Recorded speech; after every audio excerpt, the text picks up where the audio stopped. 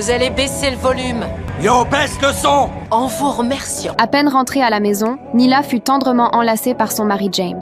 Mais les moments de bonheur ne durent jamais longtemps. 3 coups de feu retentirent de soudain, brisant le silence de la nuit. Nila appela immédiatement la police. Vos voisins regardaient l'inspecteur Harris, d'où les bruits que vous avez entendus. Smithy, puisque je te dis que j'ai entendu de vrais coups de feu. On a fouillé toute la maison, mais pas le moindre signe d'homicide. Mais l'affaire semblait bien plus compliquée que ça. Nila prit alors ses jumelles et se mit à surveiller le moindre mouvement de ses voisins. C'est à ce moment-là qu'elle remarqua un comportement suspect. Sans faire le moindre bruit, Nila quitta discrètement la maison. Elle ouvrit rapidement le coffre de la voiture, puis souleva un coin du tapis. Ce qu'elle découvrit lui glaça le sang.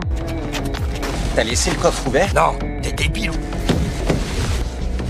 Alors que Nila était sur le point d'être repérée, James surgit soudainement.